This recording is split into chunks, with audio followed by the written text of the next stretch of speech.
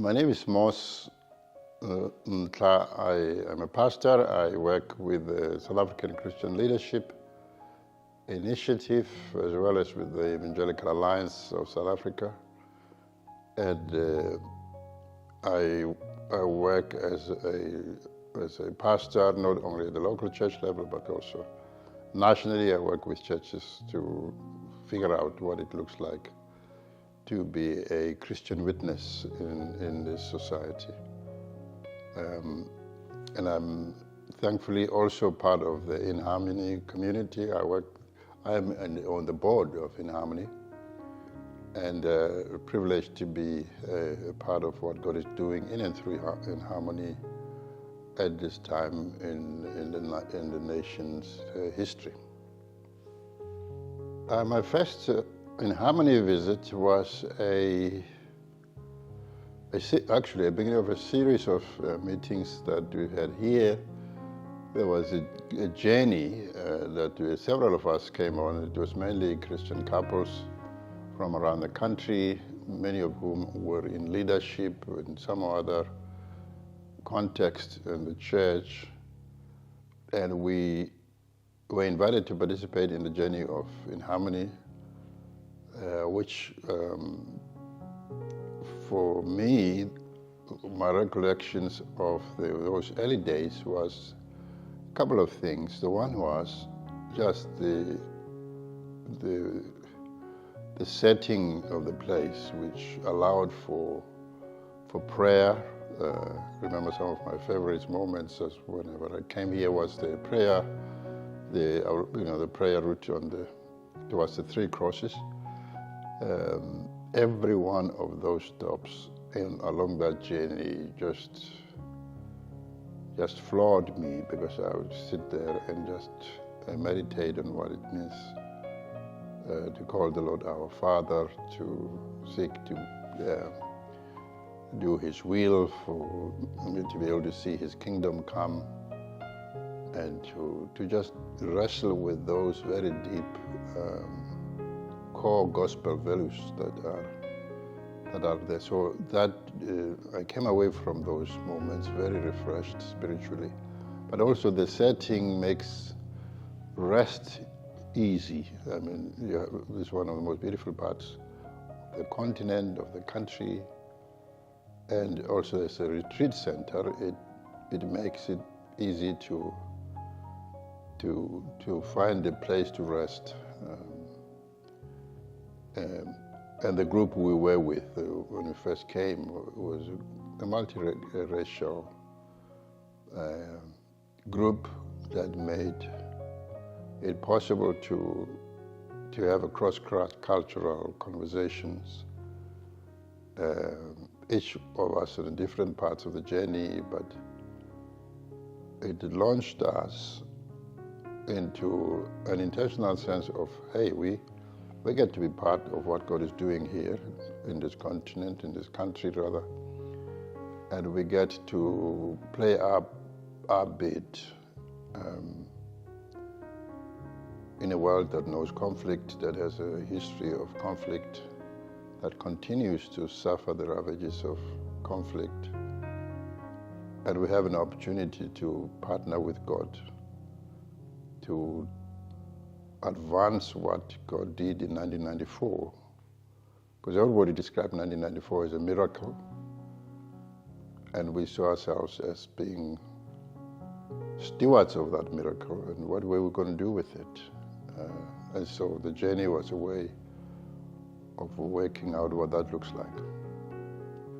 Well, I suppose in the Lord, I'm a pastor, so I get to meet up with the Lord quite regularly. But it's something else when you encounter Him in the faces of other people. Different from you culturally, racially, historically. And you know, Jesus tells us that at the end of history, we will all appear before Him, and He will, for a moment, leave His throne and put himself in the face of the weakest and the ones who were hungry, the ones who were thirsty, the ones who were in hospital. And say, whatever you did to these little ones, you did it to me. And so being cross-cultural like that made me wrestle with what that really means. That at the end of history, this will be the questions that the Lord asks us, He won't ask us to recite our evangelical credentials or statement of faith. It will be much simpler questions about what did we do with Jesus in the other. And so I suppose if one could talk about it as an encounter, it is something that I felt empowered to go back into my community and to say, how do I see Jesus in the weakest, the most vulnerable,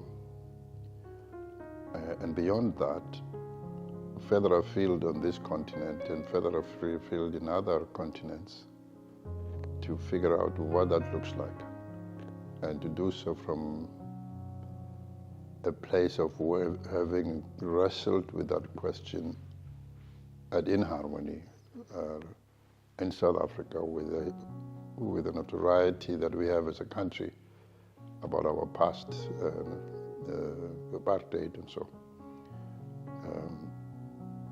And I obviously live in a community that still refuses to forgive, refuses to let the past recede, refuses to imagine a future for themselves without revenge, without this and that. And just seeing how it becomes a lost opportunity where the young people, instead of embracing this future that Christ invites us to, of forgiveness, of transformation, they feel themselves trapped by their past. So I minister among the young people, always be with a sense of confidence that I've seen some of the worst miracles in the country where Afrikaners, many of whom were chief perpetrators of this crime of apartheid, repenting, asking for forgiveness, and on the basis of that, I'm able to carry that testimony in a community of people who may not be able to come here, but they get to hear those testimonies, and it ignites new life and hope to them.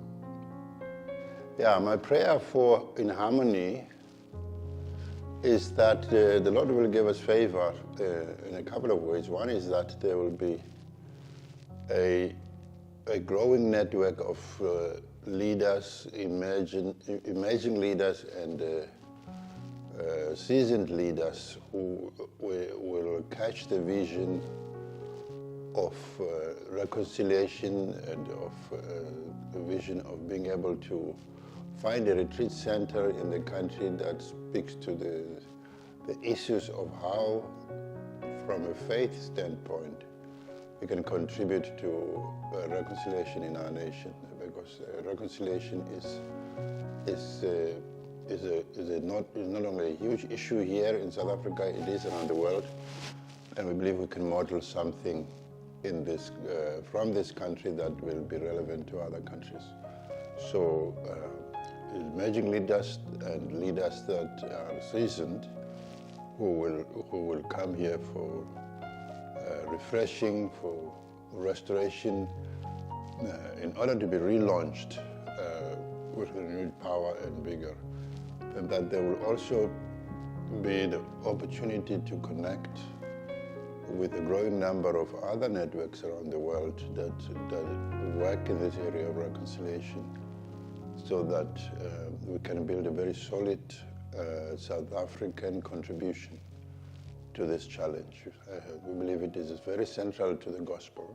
The gospel is at its core reconciliation between humanity and God and between people and people.